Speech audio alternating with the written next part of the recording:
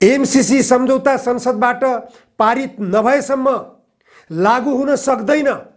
तर एमसीए नेपाल स्थापना भइरहेको छ र एमसीसी को लागि काम गरिरहेको छ। किन? यो प्रमुख प्रतिपक्षी दलले संसदमा उठाउनु पर्ने आवाज हो कि होइन? यदि उठाउनु पर्ने आवाज होइन, एमसीसी सम्झौता नेपालको हितमा छ भनेपछि यसलाई पारित गरे भइहाल्यो। हितमा छैन भने स्पष्ट साथ संसदमा बहस गरेर यसलाई विदा गर्न किन ढिलासुस्ती गरिएको छ? किन नेपाली जनतामा भ्रम सृजना गरिएको छ? संसदवादी दलका नेताहरूले यो विषयमा गम्भीरतापूर्वक सोचिरहेका छैनन्। संसद बाहिरका राजनीतिक दलका नेताहरूले संसदवादी दलका राजनीतिक नेताहरूका पार्टी कार्यालयहरूमा पुगेर, नेताहरूका घरका ढोका ढोकामा पुगेर पनि यो विषयमा घचघच्याउनु जरुरी छ। नेपाल राष्ट्रको ढुकुटी नेपाली जनताले कर तिरेर, भन्सार तिरेर राष्ट्रको ढुकुटी जम्मा गरेका छन्। तर त्यही ढुकुटी सिद्ध्याएर अमेरिकी योजनाको निम्ति खर्च गरिरहेको छ।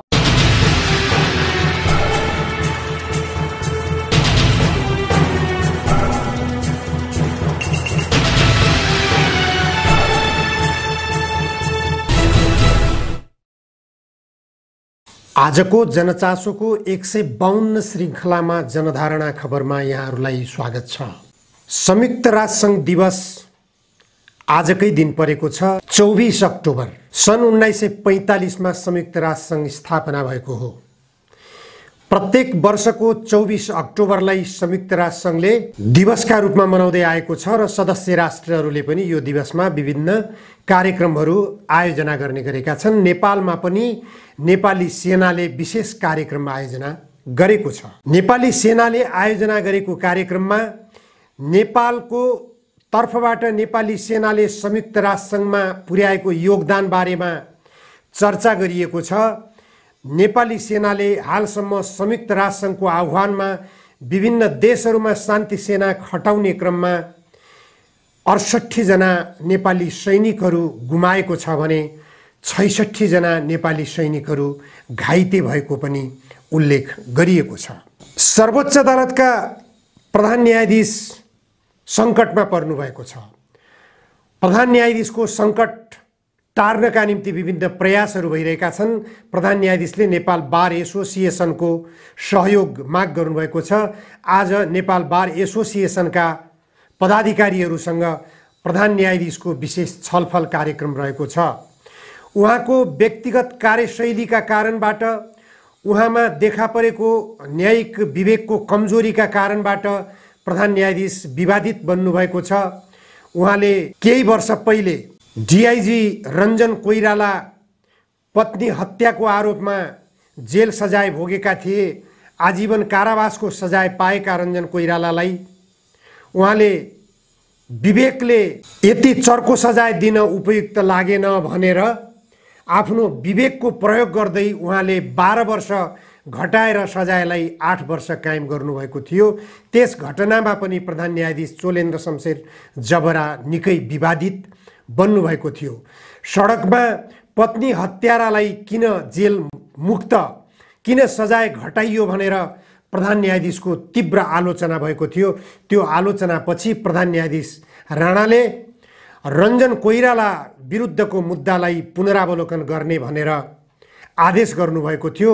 पुनरावलोकन आदेश भई सर्वोच्च अदालतमा विचाराधीन भएको पनि 15 महिना पुरा भइसकेको छ। 15 महिनासम्ममा 3 पटक उक्त मुद्दा पेशी चढिसकेको छ।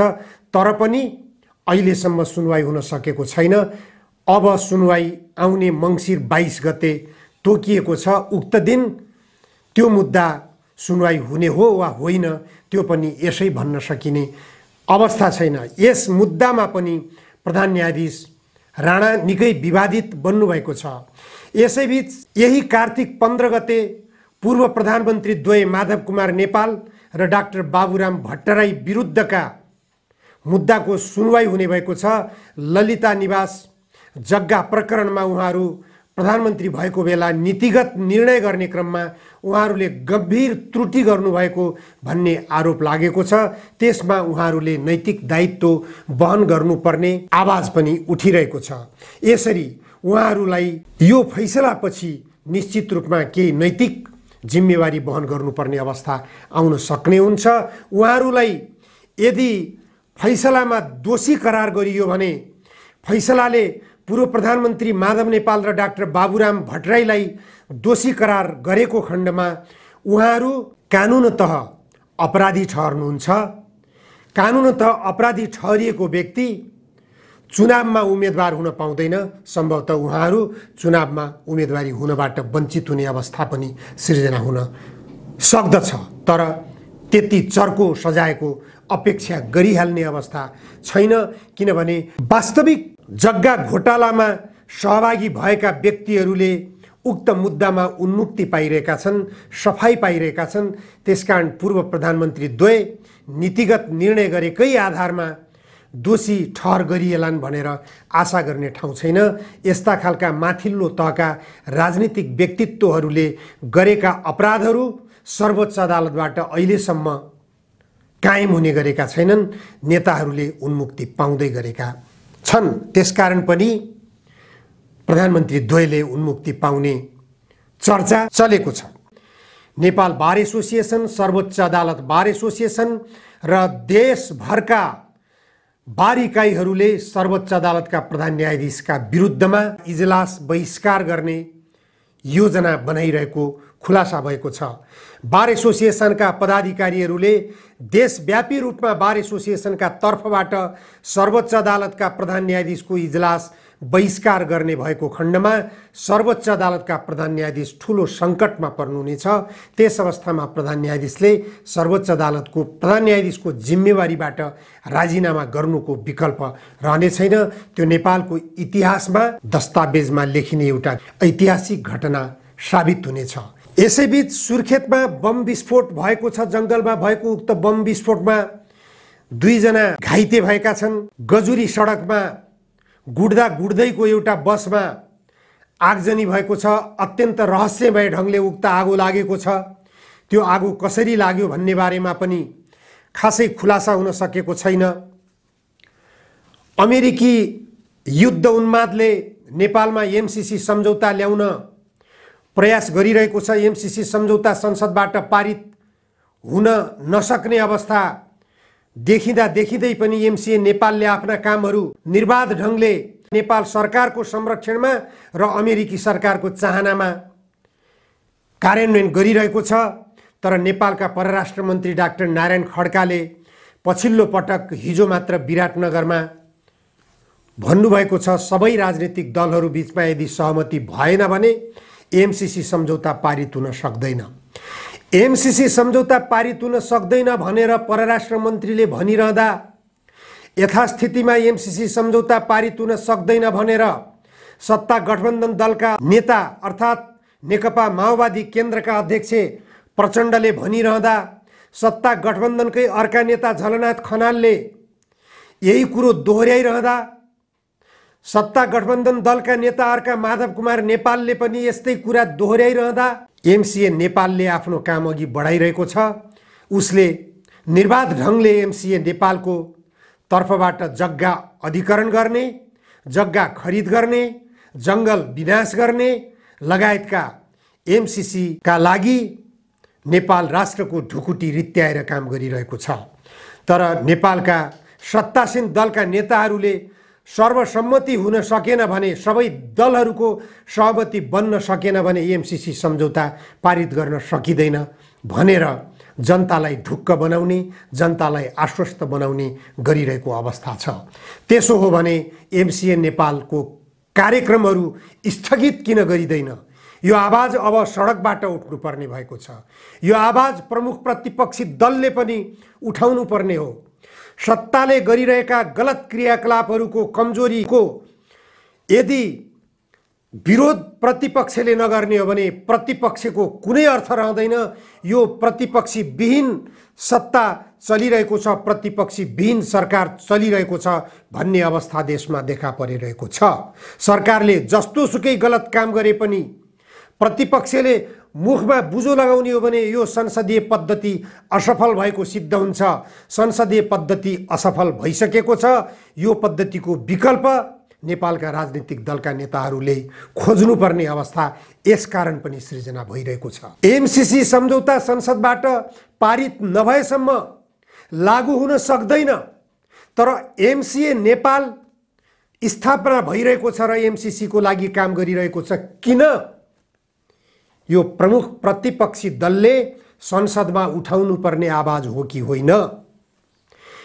यदि उठाउनु पर्ने आवाज होइन, एमसीसी सम्झौता नेपालको हितमा छ भनेपछि यसलाई पारित गरे भइहाल्यो। हितमा छैन भने स्पष्ट साथ संसदमा बहस गरेर यसलाई विदा गर्न किन ढिलासुस्ती गरिएको छ? किन नेपाली जनतामा भ्रम सृजना गरिएको छ? संसदवादी दलका नेताहरूले यो विषयमा गम्भीरतापूर्वक सोचिरहेका छैनन्। संसद बाहिरका राजनीतिक दलका नेताहरूले संसदवादी दलका राजनीतिक नेताहरूका पार्टी कार्यालयहरूमा पुगेर, नेताहरूका घरका ढोका ढोकामा पुगेर पनि यो विषयमा घचघच्याउनु जरुरी छ। नेपाल राष्ट्रको ढुकुटी नेपाली जनताले कर तिरेर, भन्सार तिरेर राष्ट्रको ढुकुटी जम्मा गरेका छन्। तर त्यही ढुकुटी सिद्ध्याएर अमेरिकी योजनाको निम्ति खर्च गरिरहेको छ। यो खर्च रोक्न प्रमुख प्रतिपक्षी दलले रोक्न सक्नुपर्छ। यदि संसदबाट रोक्न सकिँदैन भने सडकबाट रोक्न प्रयास गरिनुपर्छ। सडक आन्दोलनमा जानुभन्दा पहिले संसदवादी दलका राजनीतिक नेताहरूलाई, संसद बाहिरका राजनीतिक दलका नेताहरूले संयुक्त रूपमा खबरदारी गर्न जरुरी छ। अन्यथा एमसीसी सम्झौता संसदबाट षड्यन्त्रमूलक ढङ्गले पारित गरियो भने देश भड्खालोमा जागिनेछ, देश षड्यन्त्रमा भासिनेछ, देश युद्धमा भासिनेछ, देशमा ठुलो सङ्कट सृजना हुनेछ। देश युद्धमा भासियो भने त्यो युद्धको भुमरीबाट नेपाललाई उकास्न सकिने छैन, नेपाललाई माथि उठाउन सकिने छैन। नेपाल सर्वनाश विनाशको बाटोमा जानेछ। यसमा होसियारी पुर्याउन जरुरी छ। यसैबीच नेपालको राज संस्था विघटन भएको 14 वर्ष बितिसकेको छ। देशमा राजनीतिक दलहरूप्रति जनतामा व्यापक रूपमा असन्तुष्टि बढिरहेको मौका छोपेर पूर्व राजा ज्ञानेन्द्र शाह लगायत राजपरिवारका सदस्यहरू सक्रिय बनिरहेको सङ्केत भइरहेको छ। दशैंको उपलक्ष्यमा पूर्व राजा ज्ञानेन्द्रले दिएको दशैं सन्देशले विशेष तरङ्ग ल्यायो। राजनीतिक दलहरूको गतिविधिप्रति, गठबन्धन सरकार लगायत नेपालका राजनीतिक दलहरूले गरिरहेका क्रियाकलापहरूप्रति पूर्व राजा ज्ञानेन्द्रले असन्तोष व्यक्त गर्दै नेपाली जनताको मन छुने गरिकन दशैं सन्देश दिएपछि त्यो सन्देशले एक किसिमको राजनीतिक तरङ्ग सृजना गरेको छ, राजावादीहरूमा उत्साहको सञ्चार गरेको छ। दशैं सन्देश लगत्तै पूर्व राजाले लगभग 300 जना आफ्ना शुभेच्छुकहरूको जमघट गराएर होटल सोल्टीमा भव्य भोजको आयोजना पनि गर्नुभयो। उक्त भोजमा नेपालका चुनिएका कलाकारहरू, नेपालका चुनिएका सञ्चारकर्मीहरू र राज संस्था निकटका व्यक्तिहरूलाई आमन्त्रण गरेर भेटघाट गरिएको थियो, संवाद गरिएको थियो। त्यसले एक किसिमले राज संस्थाले सन्देश दिइरहेको छ, पूर्व राजाले सन्देश दिइरहेका छन् कि राजा सक्रिय राजनीतिमा आउन प्रयास गरिरहेको छ। पूर्व युवराज पारस पनि उक्त कार्यक्रममा देखिएका थिए। पूर्व युवराज पारसले आफ्नो जीवनशैलीलाई सुधारिएको रूपमा सङ्केत गरेका छन्।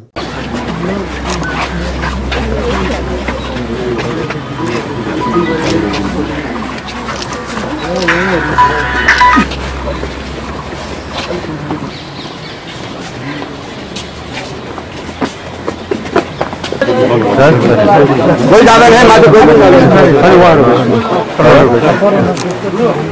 सुरेंगे प्लीज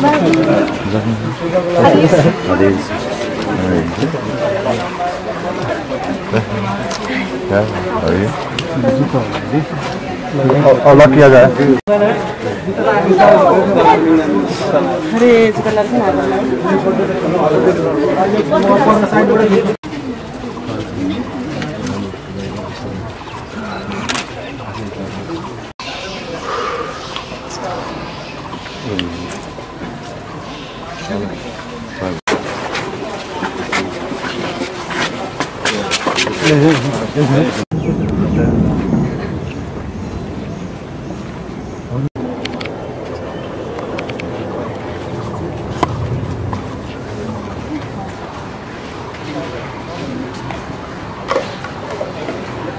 यसैबीच अमेरिकाको युद्ध उन्मादलाई टर्कीले नराम्रोसँग चेतावनी दिएको छ। नेटो गठबन्धन अन्तर्गत टर्कीमा रहेका 10 वटा मुलुकहरूले टर्कीलाई प्रतिकूल असर पुर्याउने गरी वक्तव्यबाजी गरे। राजदूतहरूबाट आएको त्यो वक्तव्यले त्यहाँ एक किसिमको तहल्का मचाएको छ। टर्कीका राष्ट्रपति रिसेप तैयब एर्डोगानले ती 10 वटा मुलुकका राजदूतहरूलाई पर्सोना नन ग्राटा घोषित गरेर टर्की छोड्न आदेश गर्नुभएको छ। यसरी टर्की छोड्न आदेश गरिएका 10 वटा मुलुकका राजदूतहरूमा America, Germany, France, Canada, Finland, Denmark, Netherlands, New Zealand, Norway र स्विडेनका राजदूतहरू रहेका छन्। उनीहरूले नेटो सैन्य गठबन्धनको सहयात्रीको रूपमा वक्तव्यबाजी गरेपछि टर्कीलाई प्रतिकूल असर परेको भनेर टर्कीका राष्ट्रपतिले उनीहरूलाई टर्की छोड्न आदेश जारी गरेका छन्। यस्तो आदेशले नेपालमा एमसीसी सम्झौता पारित गरेर युद्ध उन्माद थोपर्न खोजेको अमेरिकालाई झड्का मिलेको छ। यसबाट अमेरिकाले सबक सिक्नु पर्दछ। युद्ध उन्मादलाई कुनै पनि मुलुकले सहन गर्न सक्दैन। अमेरिकाको युद्ध उन्मादले गर्दा अझै पनि अफगानिस्तान द्वन्द्वको भुबरीबाट माथि उठ्न सकेको छैन। अफगानिस्तानसँगै भारत पनि द्वन्द्वको भुमुरीमा जाकिएको छ। उता पाकिस्तानमा पनि त्यही किसिमका आन्दोलनहरू विकसित भइरहेका छन्। पाकिस्तान पनि सङ्कटको सङ्घारमा पुगिरहेको छ। भारतले कश्मीरमा मेजर अपरेसन चलाइरहेको छ। त्यहाँ कश्मीरका पृथकतावादी मुजाहिद्दिनहरूले भारतीय सेनासँग युद्ध लडिरहेका छन्। जङ्गलमा भारतीय सैनिकहरू पनि मारिएका छन्। मुजाहिद्दिनका लडाकुहरू पनि मारिएका छन्। कश्मीरका सर्वसाधारण पनि मारिएका छन्। युद्ध उन्मादबाट जबसम्म देशहरू बाहिर निस्किन सक्दैनन्, युद्ध उन्मादबाट आफूलाई शान्ति प्रक्रियामा रूपान्तरित गर्न जब देशहरू अगाडि बढ्न सक्दैनन्, तबसम्म यो युद्ध उन्माद, यो रक्तपात, यो विनाशको अवस्थाले कुनै पनि देशलाई उन्मुक्त गराउन सक्ने छैन। कुनै पनि देशलाई शान्तिको मार्ग पहिल्याउन दिने छैन। नेपाल जस्तो बुद्धको जन्मस्थल, शान्तिप्रिय गौतम बुद्ध जन्मिएको देश, यो देशलाई समेत युद्धभूमि बनाउने रणनीतिका साथ एमसीसी सम्झौता थोपर्न खोजिएको छ। यो एमसीसी सम्झौताले लामो समयदेखि विवाद सृजना गरिरहेको छ। दलहरू बीचमा एकरूपता बन्न सकिरहेको छैन। यही कारणले गर्दा दलहरू विभाजित भइरहेका छन्। त्यसकारण नेपालका राजनीतिक दलका नेताहरूले संयमतापूर्वक, गम्भीरतापूर्वक नेपालको राजनीतिलाई स्थिर बनाउन, राजनीतिक दलहरूलाई बलियो बनाउन, नेपाललाई आत्मनिर्भर बनाउने बाटोतर्फ जानु जरुरी छ। नेपाललाई आत्मनिर्भर बनाउने बाटो भनेको नेपाललाई आर्थिक समृद्धितर्फ लैजाने हो। नेपाललाई आर्थिक समृद्धितर्फ लैजान नेपालमा समाजवाद, संविधानमा लेखिएको समाजवादको गन्तव्य पछ्याउन संसदवादी धारका राजनीतिक दलका नेताहरूले विलम्ब गर्नै हुँदैन। यो बाटो पछ्याउन सकियो भने नेपाललाई समृद्धिको बाटो लान सकिनेछ। नेपाललाई समृद्ध बनाउनको निम्ति गन्तव्य समाजवाद नै एकमात्र विकल्प हो भन्ने कुरा राजनीतिक दलका नेताहरूले निष्कर्षमा पुग्न जरुरी छ। हस्, आजलाई यति मात्र। धन्यवाद।